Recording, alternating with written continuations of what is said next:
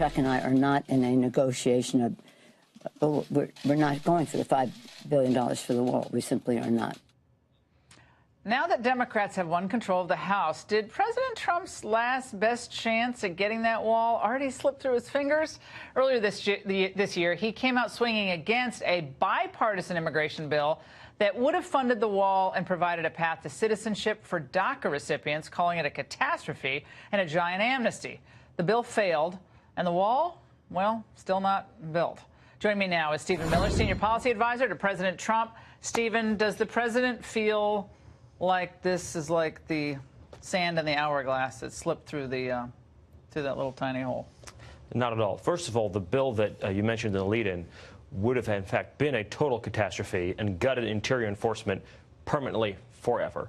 We've already built or have underway over 100 miles of the wall, and this stand that we're taking right now with the entire nation watching, and frankly, the whole world watching, is a stand that we think we're going to win. The fact checkers say your border wall claim, the president said a lot of it is already built, was not true. Well, the fact checkers typically are wrong about these things, and they certainly are in this case. So is there like the new wall, like the new, there's super duper new wall? There's beautiful 30-foot rock-solid bollard steel in the ground. You can go down and look at it. But is it up high and it's going up high? 30 feet tall. So unlike the old, well, you have it in El Centro, for example, you have it in the San Diego area and in Calexico and many other areas too. Okay. But that 30-foot barrier. I'm going there. I'm going to go just do a show from the wall. Maybe I'll sit on the wall when I do it. Because you see the old shorter barrier that predated this administration. You see people climbing over it and throwing human beings over it. You need that 30-foot height. But I just want to say, I want to get to the real issue at hand. The Democrats are fighting for illegal aliens. Donald Trump is fighting for American citizens. That's what this whole thing's about. You've covered this better than probably anybody for years. You understand this is about sovereignty. It's about working men and women. It's about safe communities. It's about wages, living conditions, quality of life. This is the battle right now, right before our very eyes. We are going to win because Donald Trump is not backing down. Jeff Flake, outgoing. Well, you'd be surprised to know, Stephen, he disagrees with you. Let's watch. The notion that Democrats have prevented any fix. The last real vote we had on substantial immigration reform was the bipartisan bill that we did in 2013. Every Democrat in the Senate voted for that bill. This notion that this is all the Democrats' fault is just wrong. Is that true? I mean, do Republicans deserve some blame here? I mean, we have a lot of Chamber of Commerce type Republicans. I just had a guy from Cato on. He's a nice guy, but they don't want any border. They don't want any enforcement down there. They want the cheap labor. They want a glut of workers so that wages stay down. Now we have a dearth of blue-collar workers, and wages are going up. Well, look, if you zoom out, right, 30,000-foot view, last few decades of American history, there's no question that both parties in America have contributed to unwise foreign policy, unwise trade policy, and unwise immigration policy. Donald Trump came into office and has turned that all around, getting tough on China on trade, renegotiating NAFTA, cracking down on illegal immigration, dealing with unskilled, low-wage migration, reorienting our foreign policy. All of these issues, Laura, that have affected working people in our country for decades, he's turning them around. But the Democrat Party of today, not the Democratic Party of years past, not the Democratic Party of Bill Clinton in the 90s. The Democratic Party of today. We know that. They're all for it. But how are you going to get the wall built? How are you guys going to get? He campaigned on the wall. Mexico's going to pay for it. Mexico's not going to pay for it, unless you're going to tell me something tonight that I don't know. But you know, just the savings from trade alone will fund it. But I'm actually glad you're bringing up the funding issue, because just the cost of heroin, in our country a year is $230 billion.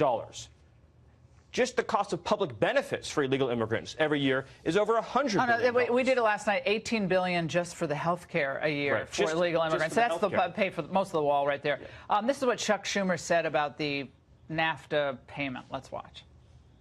The president repeatedly promised that Mexico would pay for his unnecessary and ineffective border wall. Well, Mr. President, if you say Mexico is going to pay for the wall through NAFTA, which it certainly won't, then I guess we don't have to. So?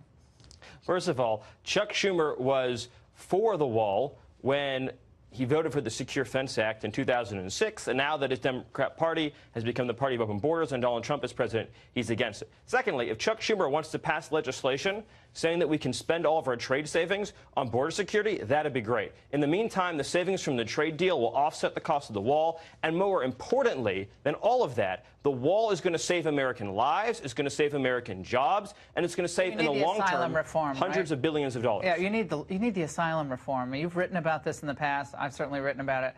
Without that reform, for people who cross the border with a child or someone who they say is a child, it's not a child, then they're still being released, are they not? They're still being released. You can't detain and house everybody because there are too many people.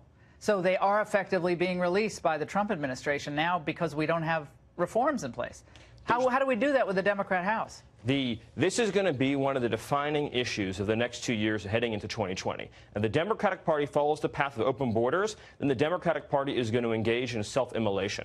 Donald Trump is fighting for working people, and he's fighting to restore the borders around this country that are the essential ingredient for national sovereignty and national success in a way that nobody has who's held that office, not only in my lifetime, but frankly, in the history of this country. Do you feel like you can go out in public in restaurants in Washington? Do you? I have no concerns. You don't. So you eat. You're fine. You're not. Was that Broadway show going on outside your house yesterday? There was some. Do we have a video of it? Raymond said it was. Who was it looking like, Raymond? It was some kind. Well, it was like. Was it La Cage aux Folles or was it? I don't know. Who's paying these people? This is just. And you weren't even there. I mean, but. See, but you don't have walls, do you, outside your house, really? I mean, there's no... Those are the tech people that have walls outside. Ironically, they'd have a better chance of getting jobs if we could implement some of our immigration reforms that we've been talking about. Very, very, very fun. Okay, what's going on with the Chief of Staff search? Everybody's saying it's a nightmare. I mean, I've heard this endlessly. It's a nightmare in the White House. The spirit is bad. Everyone's depressed. They said that a year ago. They said that almost 2 years ago.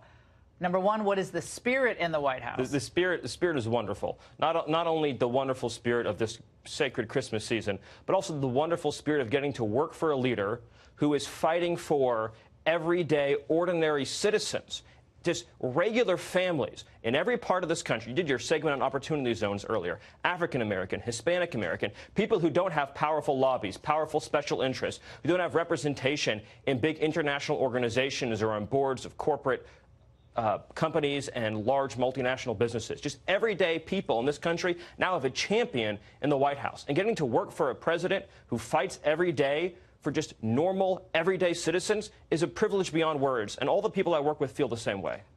They're going to focus on the 7-year-old who, this horrific story, migrant girl who died from dehydration after being, brought into the country, or her parent brought her. She died. The left will focus on that as if that's Republicans' fault for our believing in a border.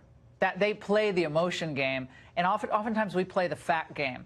Facts are very antiseptic. Emotional stories sell the case. Immigration is an emotional issue, and it ought to be an emotional issue because it affects people's lives. And if you want to stop the horrors on the northward trek, the rape that occurs, the abuse that occurs, the physical assault, and the death that occurs, then for the love of God, fund the border wall. Stephen, Chris Christie, Chief of Staff, that's what we're hearing tonight. Could be him. Any comments? I'm not going to make any news on the Chief of Staff announcement, but whoever the president chooses is going to be somebody who shares his vision, who's going to work hard to implement it, and who's going to be a great selection. Stephen, thanks for being with us. Thank you. Have a great holiday season.